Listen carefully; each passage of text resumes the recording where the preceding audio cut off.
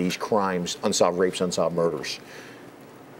And what he's willing to do is, if the Attorney General and the Governor say do it, he's willing to come here, give the software to FDLE for free, train them for free, and help them with any legal challenges for free. Now, I don't know what gets better than free. Yeah.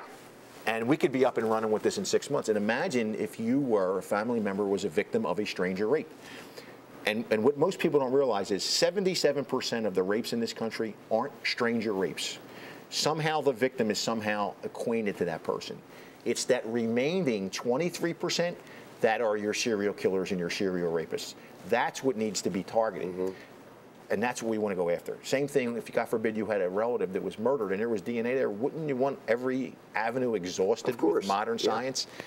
For some reason, and I don't get it, the defendants have more rights than the murder victims and the rape victims. I've always said that, And they're the two crimes that you never get back what was taken. A rape victim will never get back that sense of being, that sense of security, that sense of self. And a murder victim, you're never going to replace your loved one that was killed. So why not use this technology? Well, didn't you draw some criticism here recently when you said you wanted a DNA on everybody that was arrested in your city? We wanted to take DNA on everybody that was arrested in the city. Now, I got criticism for it, but the legislature passed a law that required everybody arrested for a felony, arrested, not convicted, they were going to take your DNA and start your database. The problem is they didn't give any funding for it. So we're not building a state database under what the legislative session, last session passed. California has 1 million people in their state profile, and that's what you have to understand. There's a state profile and there's a national database. They don't talk to one another. And what may get you in the state database doesn't get you in the national database. So I believe there's something like 200,000 unsolved cases in the national database alone. We have the killer's DNA, we have the rapist's DNA, but they can't solve it because the person could be in any other, they could be in Alaska's database, but it's not talking to the national database. What's the problem? Why can't they connect? Control. The FBI and the federal government have to give up control of CODIS. Just like the state of Florida, FDLE doesn't want to give up control of their database. State of California doesn't want to give up control. The big lie in law enforcement, Eddie, is we're all working together. Yeah. If we were all working together, how did September 11th happen?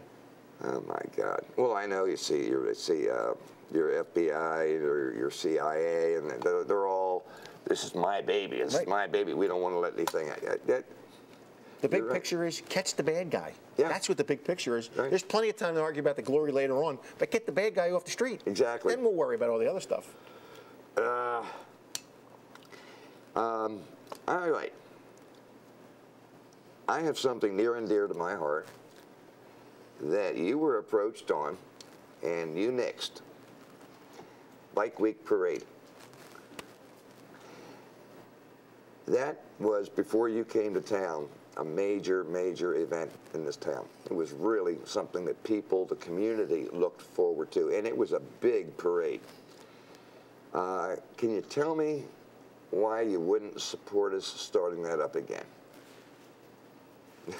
As Ozzie Myers, the former congressman who was arrested in the Abscan trial back in Philadelphia, money talks and BS walks, it all comes down to money. And my budget is so, I mean, basically, I don't know how we're doing it. We haven't laid anybody off, thank God.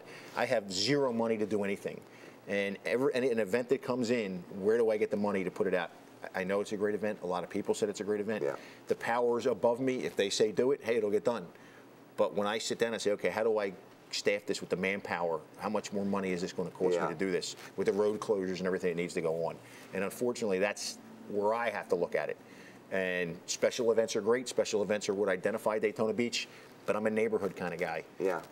I need the money to police the neighborhoods. I mean, we are extremely proactive in fighting crime in the neighborhoods, and it's a delicate balance. You know, I have to police special events. And when I first got here, we went the other way. We did such a great job with special events. Man, we really don't care your house got burglarized. We really don't care you got robbed. We had to worry about directing traffic. Speaking of that, didn't your house get robbed? which makes me even more of an advocate for that. I was here probably 2 months. My youngest daughter comes down for a visit. We're going to go to SeaWorld the next day. I'm out at a community meeting talking about how we're going to attack residential burglaries. We come through the door.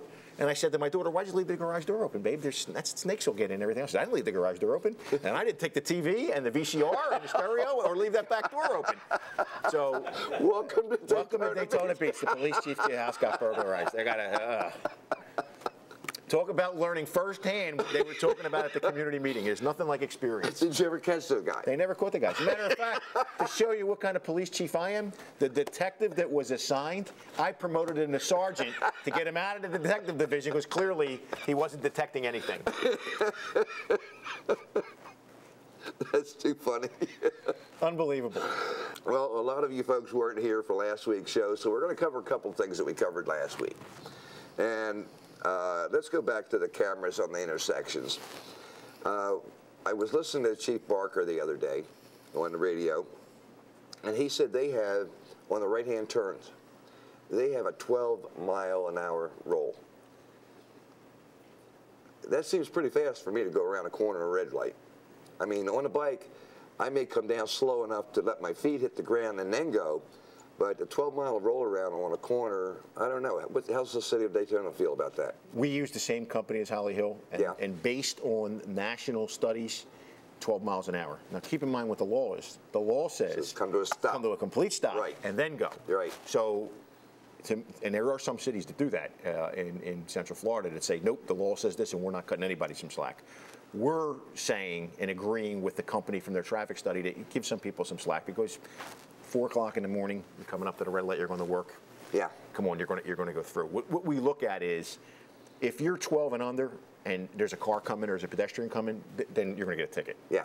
But if you're 12 and under and the intersection's clear and clearly you showed caution, then we're not going to issue a ticket.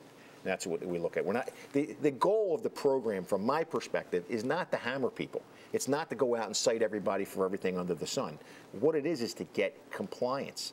You know, you're more, like we talked about last week, you're more than likely to be killed in an intersection, a T-bone accident, than anything else. If you're a pedestrian, I mean, we have a visually impaired school here. They walk all over the city.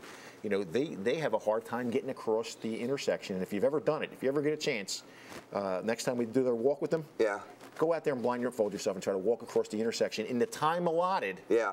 Or be in a wheelchair, or... I can't even imagine that. You can't. I can't imagine doing that. And I did it in a wheelchair, I did it with crutches, and I did it blindfolded, and there's no way, if you're impaired, you can get across in the time prescribed to get across that street.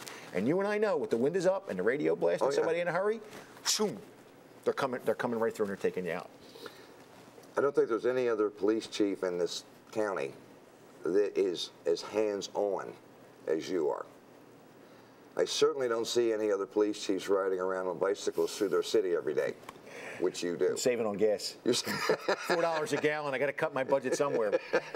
Hey, you're trying to keep away from that midlife bulge there. That's what you're trying to do. You're exactly right, and I'm not succeeding. But no, I got to say, my hat's off to you because you're out there. I've seen on several articles where you have been on the scene, at the scene of the arrest, because you were there. You were active in it. Well, I appreciate that, but I mean, I think that's how we were raised. We come from an area of the country where I like to describe it as the Eagles are in the NFC East, and the NFC East is known as smash mouth football. It's grinded out. We're type A personalities, and that's just how things are done. I mean, it's no knock on anybody else. That's who we are. It's in our DNA. Well, and I also want to thank you because we had Sergeant Davison's funeral down at the center down there. Was it last year before last? Yep. And we had those clowns, morons from the church to come out and protest. You were right there. You were on the corner. You were watching them. I've dealt with them before when I was the police chief in Oklahoma. Really? Oklahoma Baptist University was burying a soldier. And it was my first-hand experience with them. And I just thought to myself, you know, I have a job in law enforcement. I have to protect everybody's rights. But man, if we can go over there, you want to talk about scumbags? They're scumbags. There it is, exactly. And their sole purpose in doing that is to sue cities and states so that they can live. And that's what they're all about. And I have to tell you, I was very taken back by the Supreme Court's ruling that that's free speech. Unfortunately, we can't, you know, I'm a constitutionalist. We can't say who the Constitution applies to. You're exactly right. You know, if they're an American citizen, they qualify. If they're not an American citizen, on the other hand, I don't think you should have any rights at all. If you're in this country illegally. I'm with you. No rights at all. One of the things that you guys did that I thought was tremendous was, as the casket and the family was coming through, you guys surrounded the protesters with American flags and clapped and made all kind of noise so that the family did not get to see those disgusting posters or hear anything that they were doing. All they saw was a row of American flags honoring their son. Well, that was good stuff. I ride with the Patriot Guard every opportunity I get, and we've done a couple of these funerals. And it is so maddening. You're standing there in a place of honor, honoring a fallen soldier, and you've got these clowns behind you, and you can't turn around and do what you like to do, which is just cold cock them right on the spot. But that's what they want you to do. Like you said, they want to be able to sue. They want to do this. They want to do that. Surrounding themselves with children. Yeah. That's how brave they are. Got their kids around them when they're shouting all these epitaphs out there and everything else. Well, we did one out in Plant City a couple of years ago, and there were so many bikes there that they didn't get out of their car. And there were more police there, state and local, and they were there to protect the protesters. They weren't there worried about us because we could have handled what was going on. See, in Oklahoma, that's what I was lucky. The way it was configured, we had a group of Vietnam veterans that did exactly what that did. They waited till the last minute, and we must have had 100 motorcycles all pulled in and lined up right where they were protesting, so that there was no way the family coming in would get to see that. It was just, and it was beautiful how they set it up. I mean, just like you guys did. Yeah. The flags, the motorcycles came right in. You didn't even know they were there, but I just remember having to meet with these clowns and reading their website. I mean, it's an incestuous group. I mean, they have sex with one another. Oh, procreate. Did really? You ever go on? No. You may not want to go on their website, but part of the intel is we would go on. I'll be darned. It's an incestuous family. They procreate with one another. Jesus, that's great. So, yeah. Isn't it great? Hopefully they'll get freaky enough they'll all perish or come out. Sooner or later they will, but not in our lifetime. But hopefully, you know, the Supreme Court, like I said, has probably energized them to continue doing what they're doing. All right. We got the cameras. Let's go back to the gangs. Let's talk about the gangs again. We talked about them last week. How much trouble are we having with the gangs here in Daytona Beach? They are all over, not only Daytona Beach, but Volusia County. And like we talked about last week, as parents, it behooves you to check out and see what your son or daughter's doing. Look at their schoolwork, see what kind of doodlings they have. Check their clothing in their drawer. You never know what you're going to find if you don't search their kid's room. And if you need help, contact us, because we have a great presentation about gangs that you need to see. Because if your kid's in a gang, he or she's headed for a problem. All right. These are some good words. Watch your kids, check them, care about them. Too many parents out there don't. And anyway, this has been a fast half hour, Mike. Here we go all over again. We're all done. Time to wrap it up. I have with me Chief Mike Chitwood from the Daytona Beach Police Department. Very active in our community. He's out there. He's got boots on the ground. He doesn't sit in the office all day long. He's a hell of a guy. We like to have him around. He's a good man. Thank you, Eddie. I'm Eddie Colosimo, also known as Crazy Eddie.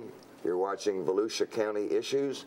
We're here every Sunday morning at 11 a.m. on channel 194 on Bright House. Come by and see us. If you want to come by to the BFFAR Clubhouse, membership is $25 a year. We'd love to have you. Come on in and visit, see if you like us. We'll see if we like you. If you'd like to bring up an issue to be televised on this show, please call me at area code 386-316-7441. So for another week, Crazy Eddie saying, see you tomorrow.